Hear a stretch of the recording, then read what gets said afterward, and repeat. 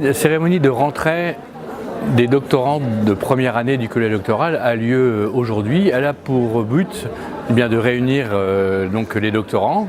Cette année, ils sont un peu plus de 300 sur les 550 inscrits donc, pour l'année universitaire 2018-2019 pour essayer d'informer les doctorants sur la suite donc, de ce doctorat qui va se réaliser en 3 ans, les procédures qui vont être communes et en particulier ce matin nous avons discuté sur les offres de formation, les offres de formation qui sont sur les formations transversales, donc qui réunit en fait les 7 écoles doctorales liées à l'ICIT Muse.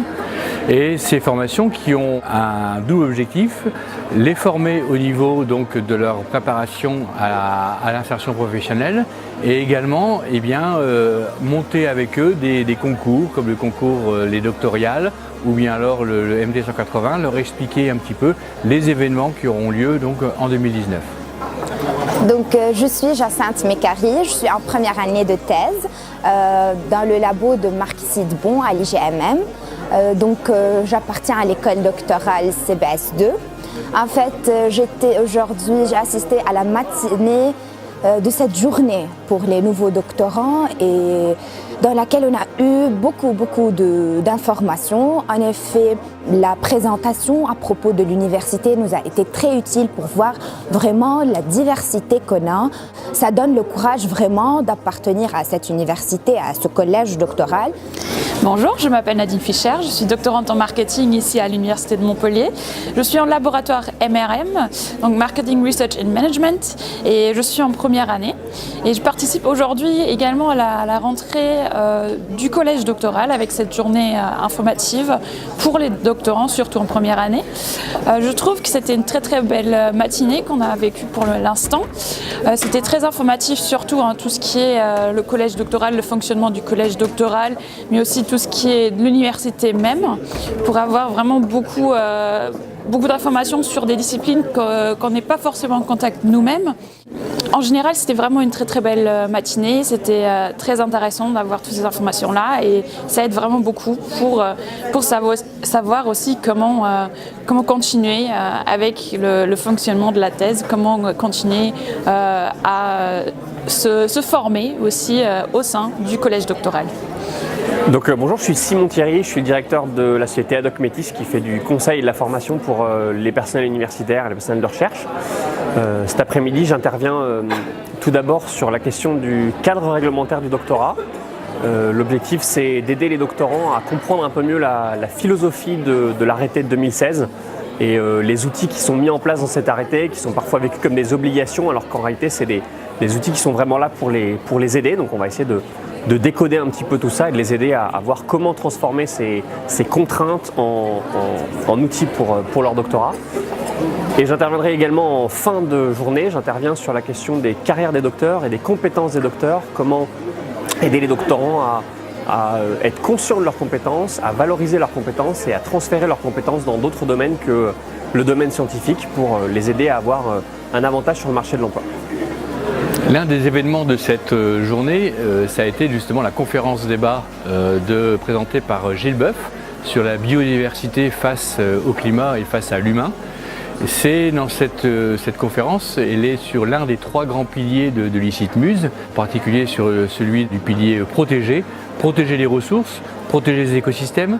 Et l'intervention de Gilles Boeuf justement a réuni toute cette notion de préservation de la nature, comment on peut gérer cette nature face à la démographie galopante, gérer aussi cette nature face aux pressions anthropiques, sachant qu'il y a de plus en plus de personnes qui utilisent cette planète et elle touche en effet toutes les catégories, toutes les disciplines qui peuvent être engendrées donc, au niveau du collège doctoral.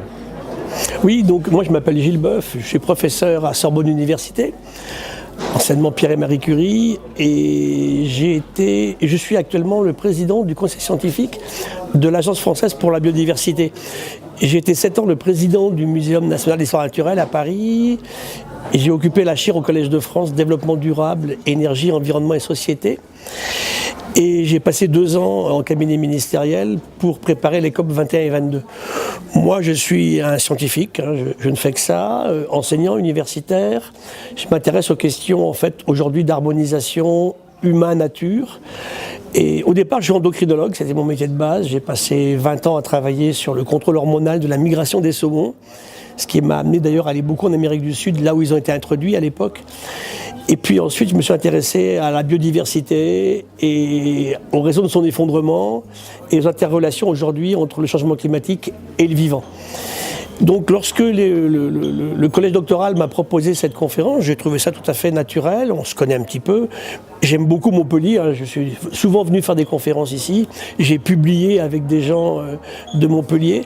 Et donc cette mise en place depuis quelque temps de ce collège doctoral, là, je trouve ça excellent, dans des domaines où depuis longtemps Montpellier a une image d'excellence. Parce que l'excellence, c'est bien quand on dit qu'on est excellent, je préfère que quelqu'un d'autre me dise que je le sois en fait.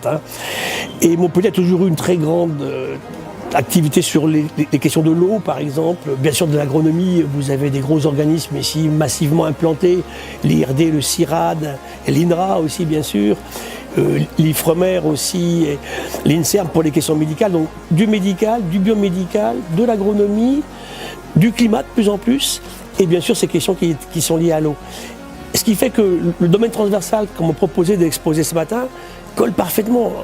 Où trouver un meilleur laboratoire à ciel ouvert, effectivement, que ces questions-là. Expliquer aux jeunes que la recherche fondamentale, elle est absolument indispensable. On dit souvent science-based, dans un monde où aujourd'hui on dit énormément de bêtises. Et je pense que sans esprit critique, basé sur une connaissance scientifique, on n'évitera pas ces écueils des choses qui sont inventées aujourd'hui. Il y a de puissants lobbies irresponsables complètement qui ont encore intérêt à ce que le vieux monde tourne. Or, il est en train de s'effondrer. C'est pas la fin du monde du tout, mais c'est la fin d'un monde. Ce qui veut dire que le scientifique doit rapidement aussi, en particulier les jeunes, se persuader que l'activité qu'il a, elle n'est pas dans un cadre immatériel, il est dans quelque chose qui doit faire que lui-même doit le valoriser à l'extérieur. Je pense qu'il est normal, quand on est payé par un système étatique, d'expliquer ce qu'on fait, pourquoi on le fait, surtout sans tomber dans un pilotage par l'aval. La recherche, le scientifique l'élabore, l'évolue. Je prends souvent les cas des prix Nobel de physique ou de biologie. J'ai des amis qui ont été prix Nobel de physique. Ils me racontent que leur science initiale était tout à fait sortie d'applications éventuelles. Quelques années après, oui, ça a amené à des développements importants. Et c'est la différence entre le scientifique universitaire et l'ingénieur. L'ingénieur va utiliser des connaissances pour développer effectivement des applications, des technologies. Il le faut aussi, il faut les deux. Il faut travailler en harmonie. Il faut vraiment que l'université reste le dépositaire de la recherche fondamentale, avec quelques organismes qui le font aussi, bien sûr, très bien. De toute façon, ici, le collège doctoral, il est monté par des équipes universitaires en profonde symbiose, osmose, avec des équipes d'organismes de recherche. C'est un peu le cas de la France, c'est un peu particulier, ça ne se fait pas comme ça ailleurs. Ailleurs, c'est souvent l'université toute seule. Donc aujourd'hui, moi, venir supporter cette idée, amener un éclairage sur une vie de chercheur, expliquer aussi aux étudiants qu'un chercheur, il change, il évolue, il est soumis effectivement à des choses des gens qu'il va rencontrer, il subit des échecs, il a des réussites, il exprime, il échange, et qu'une conférence comme ça, on ne peut pas la faire à 25 ans ou à 30 ans. C'est une conférence de maturation de vie, en fait. Et puis surtout, bien sûr, on va vers la transversalité. Et ça, on la réussira si on trouve le langage du voisin, ce que les gens apprennent mal à l'université. Ça se fait pas mal en école d'ingénieur. C'est-à-dire, dès le départ, dire qu'on aura besoin de travailler, de réfléchir, discuter, échanger avec les mathématiques, la physique, la biologie, l'écologie, bien sûr, mais aussi les sciences humaines et sociales, la sociologie, l'anthropologie, pourquoi pas aussi d'ailleurs de la philosophie de temps en temps, et de l'économie. Mais quelle économie ? Et surtout ne pas lier tout ça, bien sûr, à la stricte économie actuelle, qui est une économie en fait qui ne peut plus continuer, et puis elle consiste à faire du profit en détruisant le monde vivant dans lequel on est ou en le surexploitant. Donc tout ça mis bout à bout, il faut l'expliquer au départ aux jeunes étudiants qui se spécialisent et deviennent effectivement très connaisseurs dans un domaine particulier, mais toujours en gardant un œil sur ce qu'ont fait les autres et sur une capacité d'échange. Je crois que c'est ça le plus difficile à acquérir. Il faut un respect de l'autre. On ne peut pas travailler bien en transversalité s'il n'y a pas le profond respect de l'autre, chacun allant sur le terrain de l'autre, expliquant. Moi je l'ai vu au CNRS quand on cherchait à mettre des sciences humaines et sociales, quelquefois c'était compliqué parce que le même mot ne voulait pas dire la même chose pour un physiologiste et pour un économiste ou bien pour un philosophe. Donc c'est tout ça qu'il faut qu'on explique. Et ça, c'est un progrès que doit faire l'université, qu'elle n'a pas encore très bien réussi. Et surtout, vis-à-vis des jeunes, qu'un directeur de thèse se rende compte que c'est un sujet difficile pour un jeune. Hein. Lui, ancien, il peut faire ça. Moi, je peux faire tout ce que je veux maintenant, aujourd'hui. On va pas m'embêter, en fait. Hein. Si je trouve des moyens pour le faire, je le fais. Pour un jeune, il faut le mettre sur un sujet qui, dès le départ, va l'amener rapidement, effectivement, à des développements qui vont le valoriser, qui vont l'intéresser. Et surtout, bien sûr, penser pour un directeur de thèse à d'abord mettre l'étudiant en valeur plutôt que soi-même. Tout ça mis bout à bout, il faut l'expliquer. Et c'est bien, à mon époque, on ne démarrait pas comme ça. On l'apprenait au cours du temps, en cours de route. Donc une journée comme ça, du collège doctoral, pour ces jeunes-là, franchement, j'admire l'activité et je suis heureux de pouvoir y participer et d'être venu avec vous aujourd'hui.